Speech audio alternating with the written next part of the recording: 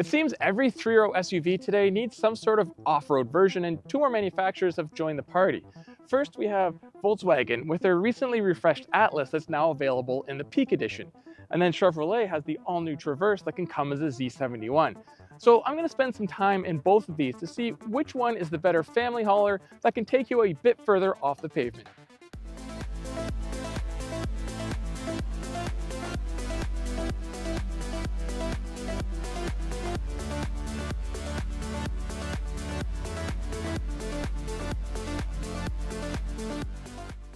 So like I said, the Traverse is all new for 2024, and just taking a look at it, you can tell it looks completely different than the old Traverse, but it looks a lot like something else, and that's Chevy's Tahoe.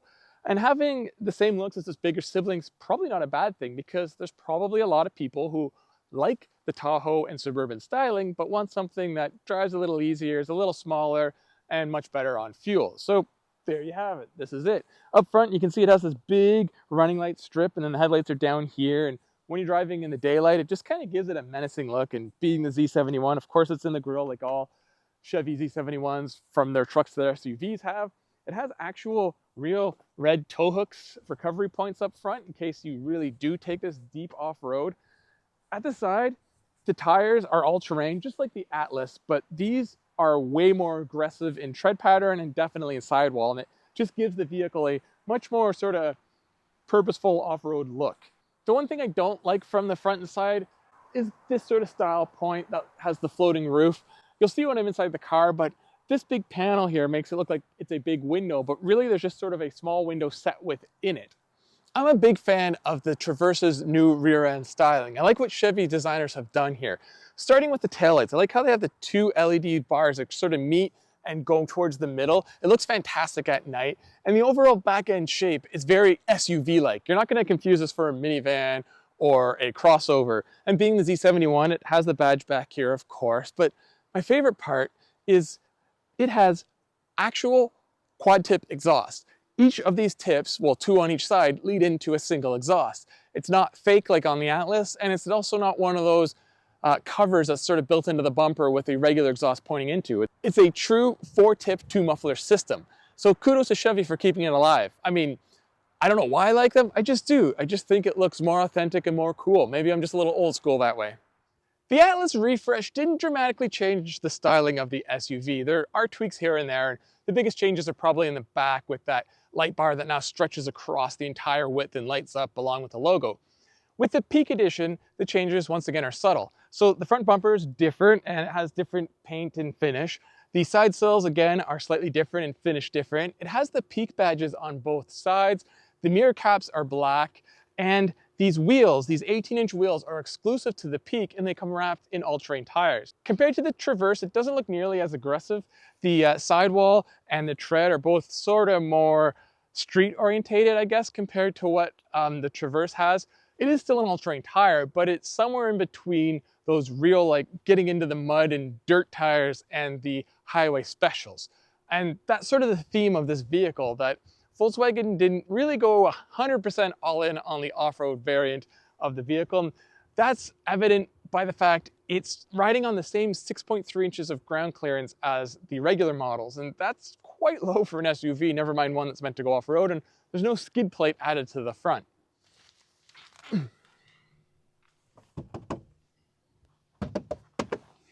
Nope, all plastic. The back also is slightly different for the Peak, and it has different exhaust bezels. Yes, that's what Volkswagen calls those fake exhaust-looking sort of ports. So what makes a Traverse a Z71? Well, besides the all-terrain tires and those specific unique 18-inch wheels and the front bumper that's also unique with the tow hooks, there's some actual mechanical differences. For starters, it sits an inch higher, so ground clearance goes from 6.8 inches up to 7.8.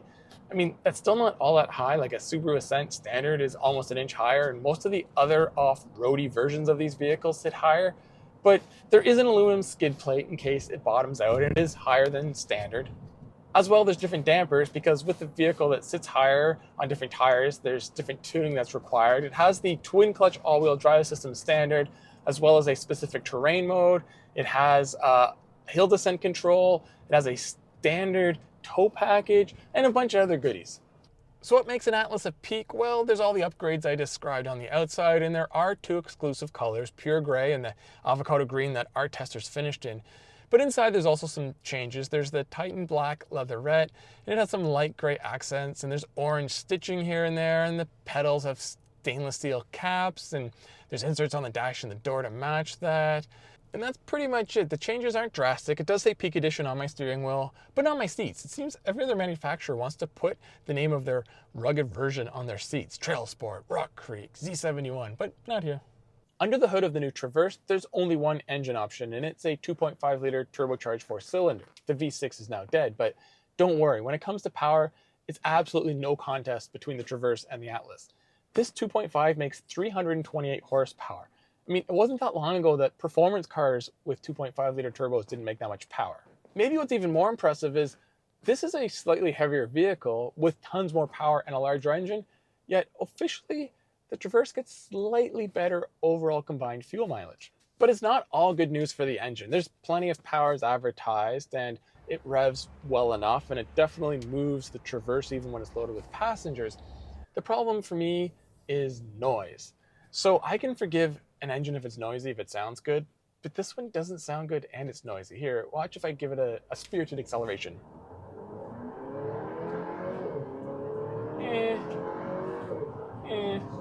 Again, that was under full acceleration, but when you drive it sort of more normally like a regular person would, it's always kind of making that, I don't know, it's like this high-pitched 4-cylinder noise. I mean, it is a 4-cylinder, but other manufacturers either feed in some fake noise to compensate it or put in more sound deadening, and it's something I think the Traverse needs because it would go a long way to really completing the overall package, especially with how much power and decent fuel economy the engine does deliver.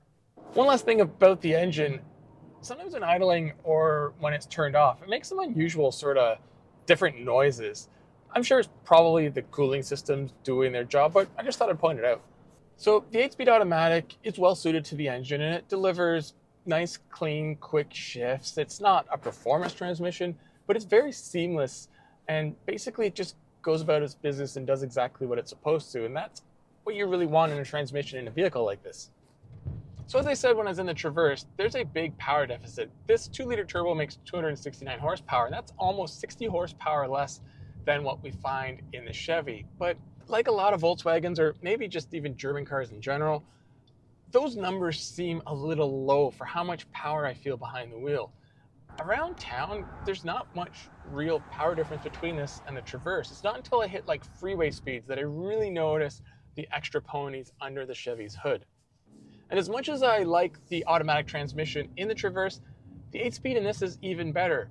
It's so smooth, and it's a little more eager when changing gears, and it seems to perform it a little quicker. It's just so well integrated, and I've been saying that about Volkswagen's 8-speed forever, and I'm so happy it's expanding into more vehicles that used to have that old dual clutch. One last point about the engine, it sounds a lot better. More than that, it's much quieter. You can make it louder artificially in sport mode, but in its regular mode, it has a somewhat pleasing sound for a 4-cylinder and isn't obnoxious and just seems to fit the vehicle. The new Traverse is easy enough to drive. There's no weird nuances or quirks in the way it operates. It accelerates, brakes, turns, exactly how I'd expect it to, very predictably. That said, when you get in the Atlas, you realize how much sort of easier and smoother and better meshed together all of its controls are. I wouldn't say it's necessarily more of a driver's vehicle. It just seems a little more sorted and premium when it comes to the driving experience. And while on that topic, as I said, this has the far cooler, more aggressive looking all-terrain tires. The downside is they cause a little bit more road noise, and I can actually feel a bit of vibration up through the steering wheel. As far as ride comfort is concerned, I've had this vehicle for a week, and it's never really stuck out to me that it's overly harsh over bumps or that it's overly smooth. It just kind of does what it's supposed to, and it's kind of mid-pack amongst all the 3-row SUVs. So it might be hard to say, but basically it feels like I'm driving a big Volkswagen now as opposed to a big 3-row crossover. Since I'm on the topic of drivability, everything the Atlas does feels a little more eager and a little smoother and easier. It doesn't feel like I need to put as much effort into the steering or hitting the accelerator or brake, and everything seems to respond just a fraction of a second earlier. It leads to an overall much better driving experience. And as I said, it's sort of what Volkswagens have been good at, and they've really kind of tuned it either back into this or they stopped tuning it out of it. That said, it's not like this is a sport SUV. I mean, handling's okay and body roll's okay, suspension comfort's okay. I mean, they're all acceptable for the class, and none of them does this excel at and none of them are terrible at, but I will say it probably handles a little bit better than the Traverse, and there's definitely less noise and vibration coming from the tires, but that's because these tires aren't nearly as aggressive when it comes to all-terrains as what's found on the Chevy. I guess if I was to sum up the driving experience, it would be premium, whereas the Traverse is more like purposeful or capable. Inside the Traverse, it's pretty familiar to anyone who's been in a modern Chevrolet. It's got the usual sort of layered two-screen layout up here. Something I'm discovering the more and more I drive Chevrolet and GM products is, although the screens are laid out the same and they have sort of the same images and icons and whatnot, they all have different features and they even operate slightly differently. So it takes a little bit to get used to each one, but overall it's a fairly easy system to use. I like the way it looks, and it's angled slightly so it's more driver focused, and the climate control has hard button toggles down here and 2 dials, so both the driver and the front seat passenger can pick their own climate, and there's a third zone for rear seat passengers that they also have their own control.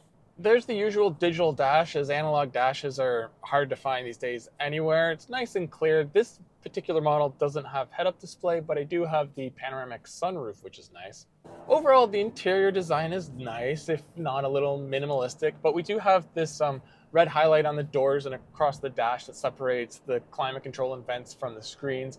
I don't really know what you'd call it. I'm sure Chevy has a specific name, but to me it kind of looks like a red snakeskin. The way everything is laid out is for ease of use, and there's lots of great use of space up front for storage. There's a big storage underneath the center console. There's the 2 large cup holders. There's a place to put your smartphone to charge because there's a wireless charging pad, but then there's space on the sides there to put other items like maybe a wallet or keys. There's another storage compartment in the middle, and there's the big one underneath the armrest. It's just very user-friendly, and that's what you expect because although this is an off-road variant, it's still a family-first vehicle. The seats are pretty comfortable. I think I prefer those in the Atlas, but they're still very adjustable, and there's tons of space up front, so different sized individuals don't have to worry about that. And just to make sure you or your passengers don't forget what you're driving, there are Z71 badges on the headrests of both front seats as well as on the steering wheel. So with the refresh of the Atlas this year, Volkswagen addressed one of the key areas that people complained about, and that was the interior. It was very functional and conservative and clean, but it was not that premium and kind of boring. Well, I wouldn't say this new interior is super exciting, but it does feel much higher end. There's soft touch materials everywhere, more than in the Traverse. There's some cool little details like the double stacked vents at the corners of the dash. Just like the Traverse, there's a digital driver information center and an infotainment system, but unlike the Traverse, there's no real buttons anywhere, and that's something I've complained about in pretty much every modern Volkswagen. I'm hoping some actual switches for the climate control will return, and maybe a volume knob, and if I'm really getting greedy, a tuning knob. As it stands, the infotainment system's easy enough to use once you learn it, but there is a learning curve, and like I said, there's no hard buttons, so some of the features are buried within menus that you really got to dig through. Nice thing though is the digital gauge cluster here. It's customizable and you can adjust certain aspects. It seems like I can tailor it more than the Traverse let me. Comfort wise, I'd say it's pretty similar to the Traverse. I mean, nothing in this class is probably going to give you a very uncomfortable seat. The crazy thing is this has always felt like and drove like a bigger SUV than a lot of its competitors. It had a big long hood and just felt more torquish, I'd say.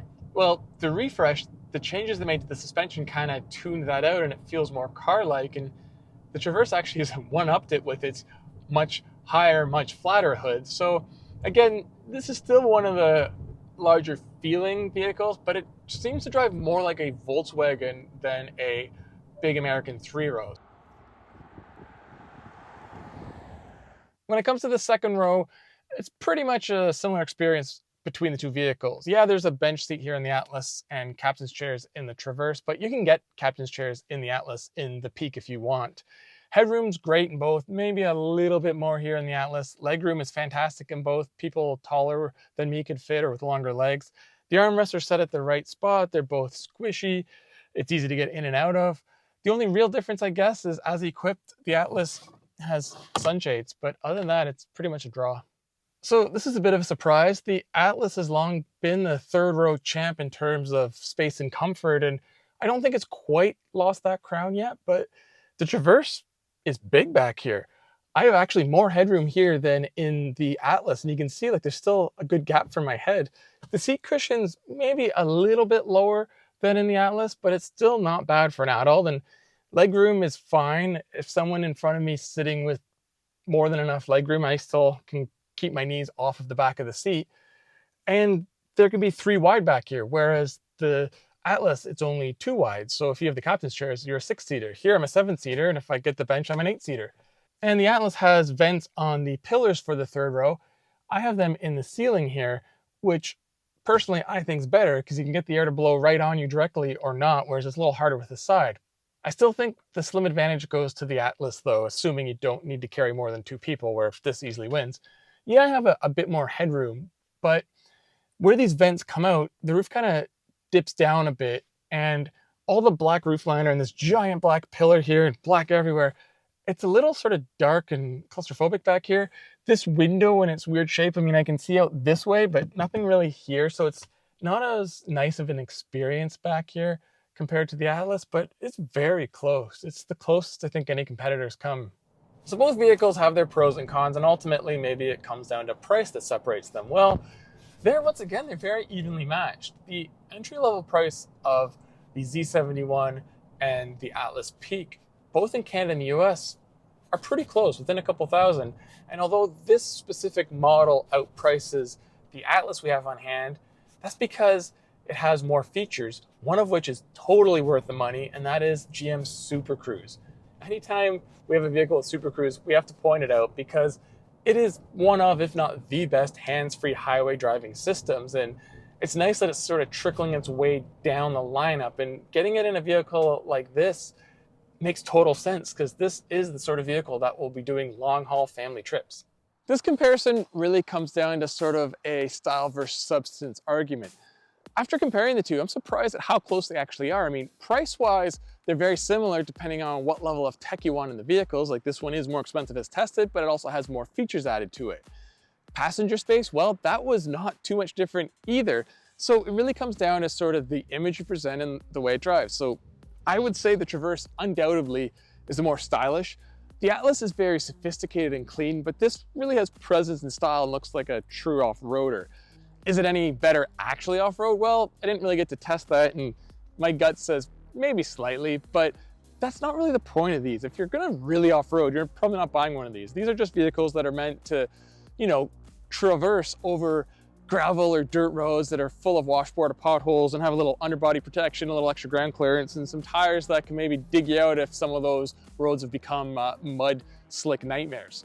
With all that said, overall, this is the more premium feeling vehicle to drive and just feels a little higher end overall when you're inside it. But this is a comparison about off-road everyday SUV, so the winner comes down to, I guess, what you really need. Are you really gonna drive on a lot of beat up dirt and gravel roads that could have several inch deep potholes here and there or turn to just gooey mud when it rains? Then the Traverse is gonna suit you better. But if you want a regular SUV that just has slightly rugged more looks and softer, squishier tires, this should be your choice.